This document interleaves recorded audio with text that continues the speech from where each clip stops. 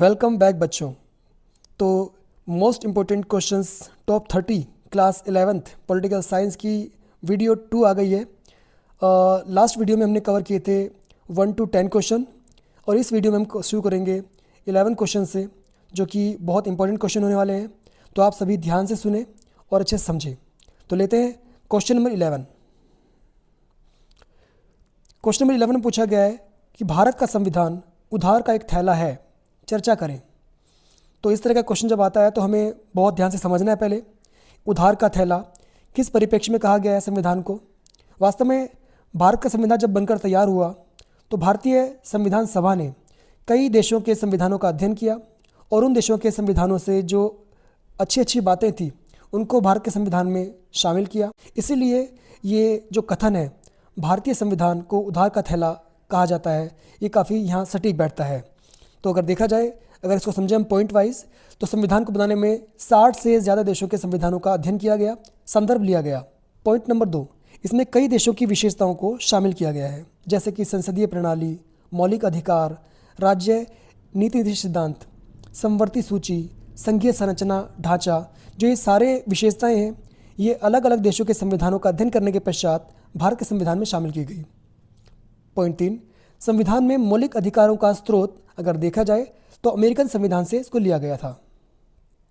Point 4, संविधान में सामाजिक, आर्थिक और राजनीतिक न्याय की अवधारणा सोवियत संघ, जिसे अब रूस बोला जाता है, वहाँ से लिया गया था। तो अपने आप में जो भारत का संविधान है वो अलग अलग देशों के संविधानों का अध्ययन करने के बाद बनाया गया और एक विशालकाय संविधान भारत का तैयार हुआ। कई बार ये क्वेश्चन जो है ऐसा ही पूछा जाता है कि संविधान जो है अलग अलग देशों से शामिल किए गए फूलों का एक गुलदस्ता है।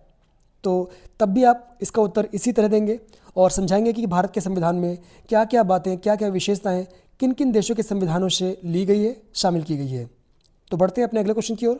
क्वेश्चन नंबर 12, समानता की अवधारणा को ध्यान में रखते हुए मार्क्सवाद और उदारवाद के बीच अंतर स्पष्ट करें। तो यहाँ पर हमें मार्क्सवाद और उदारवाद के बीच अंतर स्पष्ट करना है और हम समानता के इर्द गिर्द घूमते हुए मार्क्सवाद और उदारवाद के बीच अंतर स्पष्ट करेंगे। जैसे नंबर 1, यदि हम मार्क्सवाद की बात करें तो मार्क्सवाद में समानता का मतलब होता है वर्गों और सामाजिक असमानता का खात्मा। जैसे कि हमने पढ़ा भी हुआ है कि जो मार्क्सवाद है वो समाज में केवल 2 ही वर्गों का अस्तित्व मानता है, एक पूंजीपति वर्ग और एक मजदूर वर्ग। जिनमें जो पूंजीपति वर्ग है, जिसे पूंजीवादी वर्ग भी कहा गया है, वो सदैव से मजदूरों का शोषण करता आया है, जिससे कहीं ना कहीं वर्ग असमानता की ओर मार्क्सवाद बात करता है। वहीं अगर हम बात करें उदारवाद में, तो उदारवाद में समानता का मतलब है कानून के तहत सभी को बराबर मौके मिलना। यहाँ पर उदारवाद ने एक सीधे दृष्टिकोण दिया है कि कानून के तहत सभी लोगों को बराबर आंका जाए। तो ये दोनों में एक अंतर रहा। दूसरा, मार्क्सवाद में उत्पादन के साधनों का स्वामित्व समाज के पास होता है, वहीं उदारवाद में पूंजीवाद का समर्थन किया जाता है, यानी कि जो उत्पादन के साधनों का स्वामित्व का झुकाव है वो कहीं ना कहीं पूंजीवाद के पक्ष में होता है। जब ये एक बड़ा डिफरेंस है दोनों में, मार्क्सवाद और उदारवाद के जो समानता के सिद्धांत है उसके बीच। पॉइंट नंबर 3, मार्क्सवाद में शोषणकारी वर्गों के खिलाफ संघर्ष की बात की जाती है। तो यहाँ पर सीधे तौर पे जो पूंजीवादी वर्ग है और मजदूर वर्ग के बीच संघर्ष की बात की गई है। वहीं उदारवाद में असमानता को समस्या नहीं माना जाता, बल्कि केवल ऐसी असमानताओं को समस्या माना जाता है जो लोगों की क्षमता विकसित करने से रोकती है। तो यहाँ दोनों में एक बड़ा अंतर है कि उदारवाद लोगों की जो क्षमताएं हैं उसको विकसित ना करने वाली जो परिस्थितियां हैं उसको असमानता मानता है। वहीं मार्क्सवाद जो है वो जो एक शोषणकारी प्रक्रिया है समाज के एक वर्ग विशेष द्वारा, उसको कहीं ना कहीं समाज में असमानता का कारण मानता है। नंबर 4, मार्क्सवाद में शोषणकारी वर्ग संबंधों को खत्म करने के लिए समाजवादी चरण की बात की जाती है, यानी कि मार्क्सवाद में समाजवादी तरीकों को अपनाया जाता है। वहीं उदारवाद में कानून के तहत सभी को बराबर मौके मिलने की बात की जाती है। तो ये एक बड़ा अंतर था दोनों के बीच। तो इन चारों पॉइंट्स को आप ध्यान से पढ़ लेंगे और भी अगर कोई पॉइंट अगर आपने पढ़ा हुआ है तो उसको भी आप यहाँ मेंशन कर देंगे। अगर ये क्वेश्चन 5 नंबर का आता है तो इसके आप 5 पॉइंट जरूर करें। चलिए बढ़ते हैं क्वेश्चन नंबर 13 पर। 13 में पूछा गया है पश्चिमी धर्मनिरपेक्षता और भारतीय धर्मनिरपेक्षता के बीच अंतर स्पष्ट करें। तो हमने धर्मनिरपेक्षता का पहले अर्थ समझना होगा। भारत में अगर हम बात करें तो भारत के संविधान में ये वर्णन किया गया है कि भारत एक धर्मनिरपेक्ष राष्ट्र होगा। इसका अभिप्राय है कि भारत में किसी भी धर्म को प्राथमिकता नहीं दी जाएगी, राज्य का अपना कोई धर्म नहीं होगा, व्यक्ति धर्म के मामले में स्वतंत्र होंगे, वे किसी भी धर्म को अपना सकते हैं, उसका पालन कर सकते हैं, क्योंकि धर्म व्यक्ति का निजी विषय होगा। यह है धर्मनिरपेक्षता की अवधारणा। अब जानते हैं कि आखिर भारतीय धर्मनिरपेक्षता और पश्चिमी धर्मनिरपेक्षता में अंतर क्या है। नंबर 1, पश्चिमी धर्मनिरपेक्षता में धर्म और राज्य के बीच पूर्ण अलगाव होता है। अगर देखा जाए तो राज्य और धर्म बिल्कुल अलग अलग अवधारणा वहाँ मानी जाती है, जबकि अगर हम देखें भारतीय परिप्रेक्ष्य में जो भारत में धर्मनिरपेक्षता है उसमें धर्म और राज्य के बीच सहभागिता होती है। अगर देखा जाए वास्तव में तो भारत में बेशक से राज्य जो है वो धर्म के मामले में हस्तक्षेप नहीं करता, लेकिन फिर भी धर्मों को, अलग अलग संप्रदायों को राज्य जो है संरक्षण देने का काम करता है, और ये संविधान में इसका वर्णन भी किया गया है। जबकि देखा जाए पश्चिम धर्मनिरपेक्षता में धर्म और राज्य को बिल्कुल अलग अलग माना जाता है। पॉइंट नंबर 2, पश्चिमी धर्मनिरपेक्षता में धर्मनिरपेक्षता को नकारात्मक और अलगाववादी माना जाता है, जबकि भारतीय धर्मनिरपेक्षता में सभी धर्मों को सम्मान दिया जाता है, सभी धर्मों का आदर किया जाता है, और ये अपने आप में हमारे देश की खूबसूरती भी है कि यहाँ पर सर्वधर्म समभाव की भावना को हम मानते हैं, उसको पालन करते हैं। पॉइंट 3, पश्चिमी धर्मनिरपेक्षता में राज्य धार्मिक मामलों में हस्तक्षेप नहीं करता, जबकि भारतीय धर्मनिरपेक्षता में राज्य धार्मिक मामलों में हस्तक्षेप करता है। तो यहाँ पश्चिमी धर्मनिरपेक्षता में जैसा कि हमने ऊपर पढ़ा, धर्म और राज्य को बिल्कुल अलग अलग धारणा माना जाता है, जबकि हम भारतीय धर्मनिरपेक्षता की बात करें तो यहाँ राज्य कुछ धार्मिक मामलों में हस्तक्षेप कर सकता है, लेकिन हमें यहाँ समझना होगा कि किसी भी व्यक्ति के धार्मिक अधिकारों का हनन ना हो, किसी भी धर्म संप्रदाय के लोगों को दबाया ना जाए या वो अपने आप को असहज महसूस ना करे, इस बात का भी विशेष तौर पर ध्यान रखा जाता है।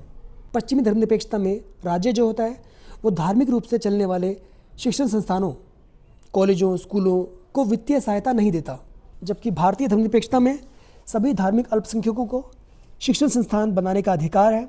अगर देखा जाए भारत में उदाहरण के रूप में अगर ले, जैसे जो मुस्लिम संप्रदाय के लोग हैं वो मदरसा में शिक्षा दे सकते हैं, वहीं अगर देखा जाए तो हिंदुओं में गुरुकुल शिक्षा प्रणाली की परंपरा बहुत पहले चली आ रही है।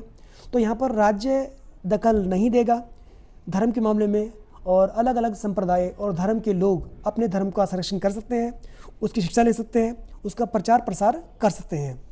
तो ये तथ्य पश्चिमी धर्मनिरपेक्षता को भारत की धर्मनिरपेक्षता से बिल्कुल अलग करता है। पॉइंट 5, पश्चिमी धर्मनिरपेक्षता में राज्य धार्मिक मामलों में तब तक हस्तक्षेप नहीं करता जब तक कि धर्म कानूनी ढांचे के भीतर काम नहीं कर रहा हो। तो यहाँ हमने पढ़ा कि कैसे पश्चिमी सभ्यता में, पश्चिमी देशों में जो राज्य है और धर्म है ये बिल्कुल अलग थलग माने जाते हैं, और राज्य जो है बिल्कुल भी धर्म के मामलों में हस्तक्षेप नहीं करता है, बिल्कुल दखल नहीं देता है तब तक यदि कोई धर्म विशेष कानूनी प्रक्रिया के आड़े ना आ रहा हो, कानूनी प्रक्रिया को बाधित ना कर रहा हो, तब तक वहाँ के राज्य धर्म के मामले में बिल्कुल हस्तक्षेप नहीं करते। जबकि भारत में अगर देखा जाए तो भारत में धर्मनिरपेक्षता में राज्य धार्मिक बुराइयों को ख़त्म करने के लिए कई तरह के उपाय अपनाते हैं, हस्तक्षेप करते हैं और तरीके अपनाते हैं। तो ये हुआ क्वेश्चन नंबर 13 पूरा। अब बात करते हैं हम क्वेश्चन नंबर 14 की। क्वेश्चन नंबर 14, भारत में नागरिकता प्राप्त करने के विभिन्न तरीके क्या क्या हैं। तो बच्चे ध्यान रखिए कि अलग अलग देशों में नागरिकता संबंधित कानून अलग अलग होते हैं। इस प्रश्न में पूछा गया कि भारत में नागरिकता प्राप्त करने के लिए जो भारत के तरीके हैं, जो उपाय हैं, वो क्या क्या हैं। तो हमें इसका उत्तर केवल भारत के परिप्रेक्ष्य में देना है। जैसे यहाँ पर लिखा हुआ है, भारत में नागरिकता पाने के लिए जन्म, वंश, पंजीकरण यानी कि रजिस्ट्रेशन और प्राकृतिकरण और क्षेत्रीय समावेशन जैसे तरीकों का इस्तेमाल किया जाता है। जानते हैं इसको विस्तार से। नंबर 1, जन्म से नागरिकता, और यहाँ लिखा हुआ है कि 26 जनवरी 1950 को या उसके बाद, लेकिन 1 जुलाई 1947 से पहले भारत में जन्म व्यक्ति अपने माता पिता की राष्ट्रीयता पर ध्यान दिए बिना भारत का नागरिक होता है। तो ये एक तरीका हुआ। दूसरा तरीका है वंश से नागरिकता, और यहाँ लिखा हुआ है जिस व्यक्ति के माता पिता में से कोई भी भारत में जन्मा हो वह भारत का नागरिक माना जाता है या होता है। नंबर 3, पंजीकरण से नागरिकता यानी कि रजिस्ट्रेशन। इस केस में भारत से बाहर रहने वाला भारतीय मूल का कोई भी व्यक्ति या जिसके माता पिता दादा दादी में से कोई एक भारत में पैदा हुआ हो वह खुद को भारतीय राजनयिक मिशन के साथ भारतीय नागरिक के रूप में पंजीकृत कर सकता है। तो ये भी एक तरीका है। चौथा पॉइंट है इसका, प्राकृतिकरण से नागरिकता। भारत में जो नागरिकता अधिनियम आया था वो आया था 1955 में। उसके प्रावधानों के तहत अगर देखा जाए तो देशीकरण द्वारा भी भारतीय नागरिकता हासिल की जाती है। तो कुल मिलाकर हमने यहाँ पर 4 तरीके पढ़े जिससे कि भारत की नागरिकता पाई जा सकती है, प्राप्त की जा सकती है। जो हमने पढ़ा, नंबर 1 जन्म से नागरिकता, नंबर 2 वंश से नागरिकता, नंबर 3 पंजीकरण से नागरिकता और नंबर 4 प्राकृतिकरण से नागरिकता। क्वेश्चन नंबर 15, इसमें पूछा गया है नकारात्मक और सकारात्मक स्वतंत्रता में अंतर बताइए। तो अभी तक हम पढ़ते आ रहे थे स्वतंत्रता, लेकिन इसके भी 2 रूप हैं, एक नकारात्मक और एक सकारात्मक। हर चीज़ का एक अच्छा पहलू भी होता है, एक बुरा पहलू भी होता है। ठीक वैसे ही स्वतंत्रता को कुछ लोग इसका गलत इस्तेमाल करते हैं, इसका दुरुपयोग करते हैं, तो उसे कहा जाएगा नकारात्मक स्वतंत्रता। जानते हैं विस्तार से। नकारात्मक स्वतंत्रता या आज़ादी का मतलब है कि बाधाओं से आज़ादी, जबकि सकारात्मक स्वतंत्रता का मतलब है अपने लक्ष्यों को पाने और अपनी इच्छा से जीने की आज़ादी। वास्तव में सकारात्मक स्वतंत्रता जो है वो व्यक्ति को रचनात्मक बनाती है, जबकि नकारात्मक स्वतंत्रता व्यक्ति को मनमानी करने की ओर ले जा सकती है। तो हमें इन दोनों में अंतर समझना बहुत ज़रूरी है। अब जानते हैं विस्तार से। नंबर 1, नकारात्मक स्वतंत्रता में व्यक्ति अपने जीवन को मनचाहा रूप देने में सक्षम होता है, यानी कि जो मेरा मन करेगा मैं वो करूँगा। ये कहीं ना कहीं स्वतंत्रता का नकारात्मक पक्ष है। वहीं दूसरी ओर सकारात्मक स्वतंत्रता में व्यक्ति अपनी इच्छाओं को पूरा करने के लिए ज़रूरी क्षमताओं को ध्यान में रखता है। पॉइंट 3 बोलता है नकारात्मक स्वतंत्रता में व्यक्ति के हित और समाज के हितों में कोई विरोध नहीं होता। बेटा ये थोड़ा चेक करेंगे आप। पॉइंट 3 जो है इसमें जो नहीं लिखा हुआ है शायद वो गलत लिखा हुआ है, क्योंकि नकारात्मक स्वतंत्रता जो होती है उसमें व्यक्ति का हित और समाज का हित जो है वो परस्पर टकरा सकता है, उसमें विरोधाभास हो सकता है। तो यहाँ पर ये सेंटेंस बनेगा, नकारात्मक स्वतंत्रता में व्यक्ति के हित और समाज के हितों में विरोधाभास होता है या हो सकता है। नंबर 4, सकारात्मक स्वतंत्रता में व्यक्ति के हित और समाज के हितों में कोई विरोध नहीं होता। ये बिल्कुल सही है, व्यक्ति का हित और समाज का हित एक ही होता है, इसीलिए इसको कहा गया है सकारात्मक स्वतंत्रता। तो ये चारों पॉइंट एक बार अच्छे से आप पढ़ लेंगे। और भी कोई अच्छे पॉइंट अगर आपको याद हो तो इसमें आप लिख दें। क्वेश्चन बहुत इंपॉर्टेंट है, इसको अच्छे से आप याद कर लें। अब बढ़ते हैं क्वेश्चन नंबर 16 की ओर। और क्वेश्चन नंबर 16 जो है बहुत इंपॉर्टेंट क्वेश्चन।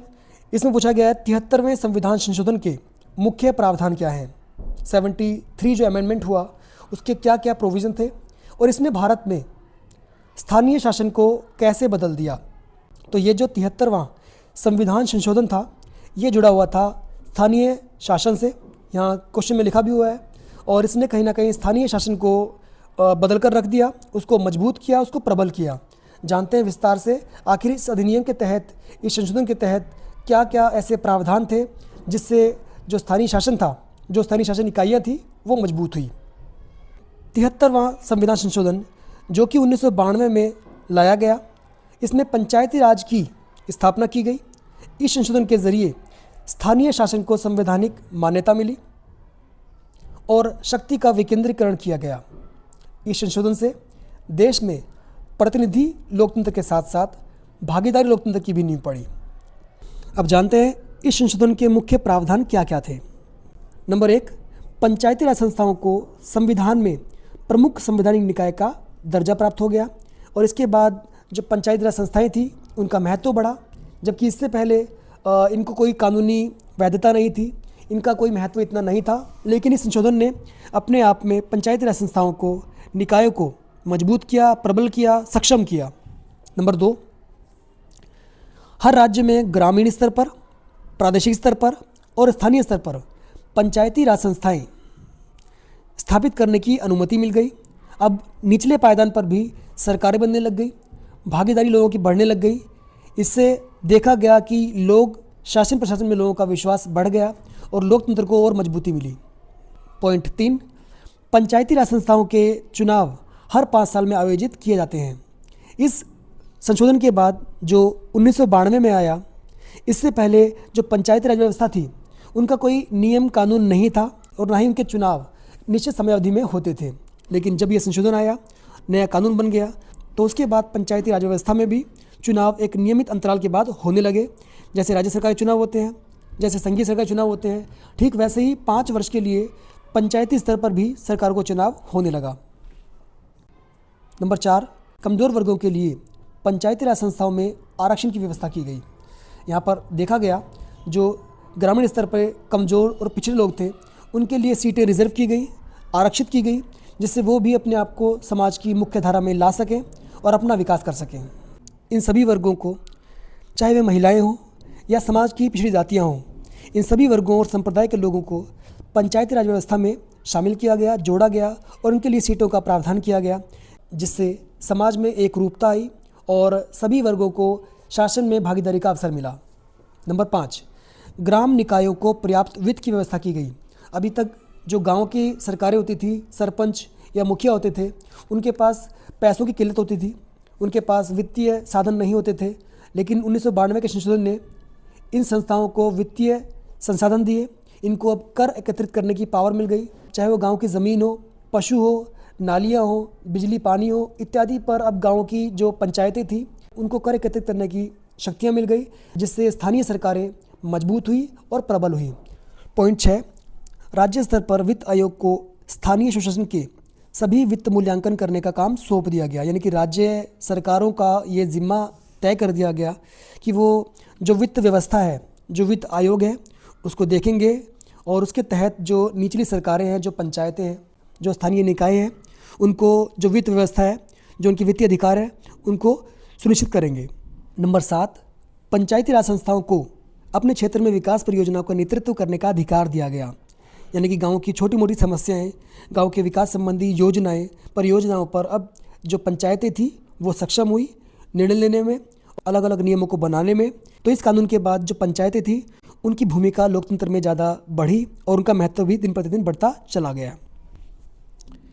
8, इस संशोधन से स्थानीय शासन की त्रिस्तरीय संरचना बनी, जिसमें ग्राम सभा सबसे नीचे, पंचायत समिति और उसके बाद जिला परिषदें, त्रिस्तरीय एक प्रकार का ढांचा बन गया। तो ये 8 पॉइंट यहाँ दिए हुए हैं। कई सारे शॉर्ट क्वेश्चंस भी तैयार हो जाते हैं।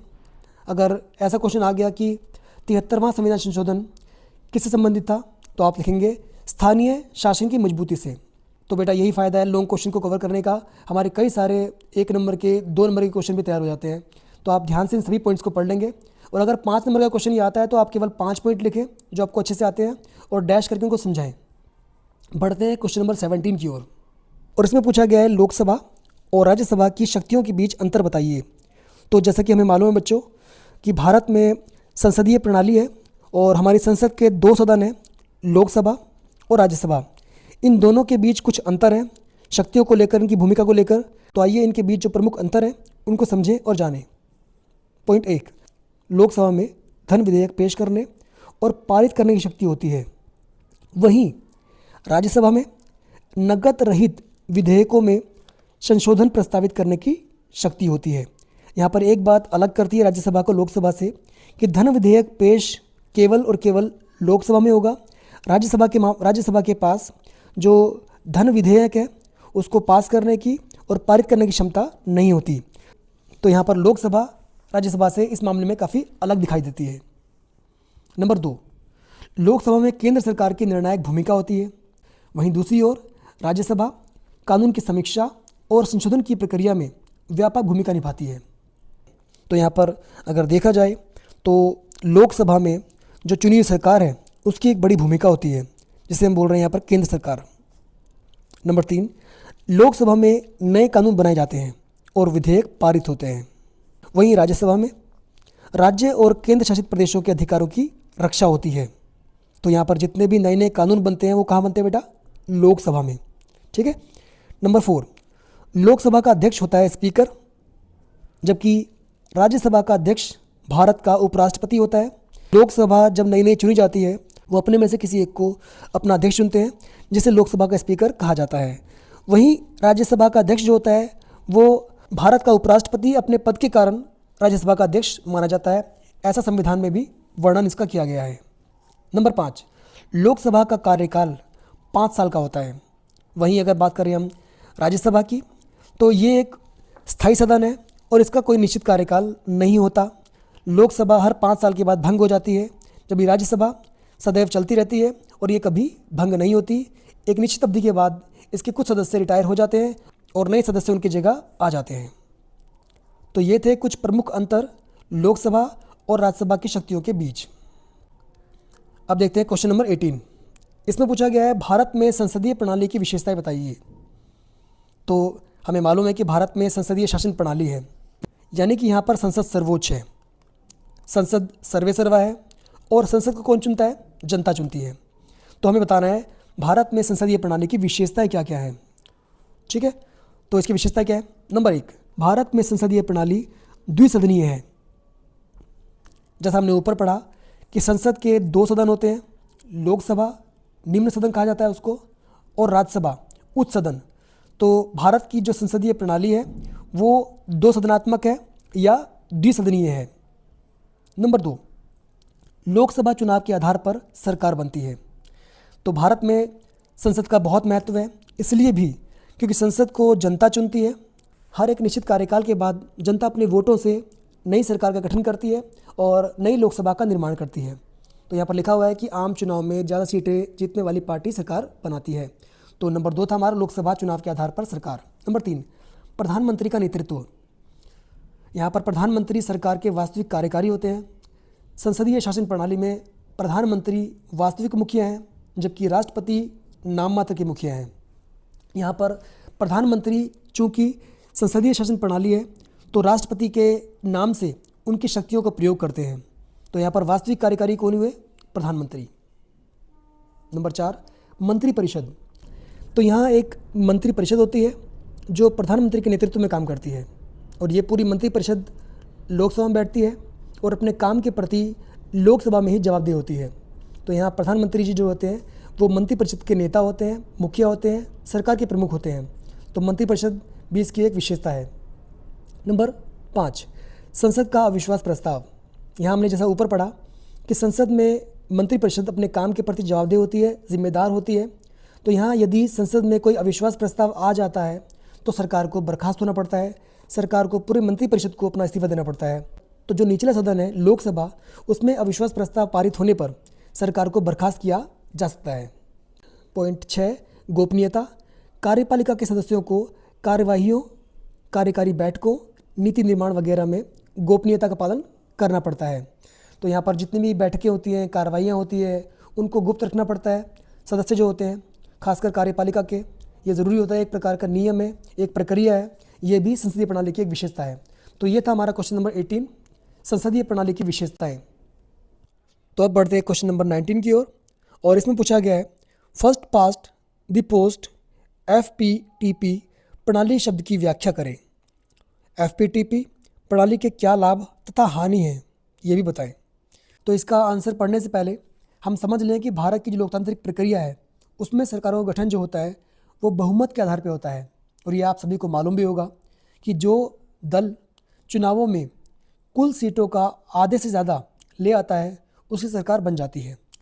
तो चलिए अब बात करते हैं FPTP प्रणाली के बारे में। वास्तव में अगर देखा जाए तो FPTP प्रणाली में बताया गया है कि किसी भी निर्वाचन क्षेत्र में सबसे अधिक वोट पाने वाला उम्मीदवार जीतता है, भले ही उसे कुल वोटों का आधा भी ना मिले हो।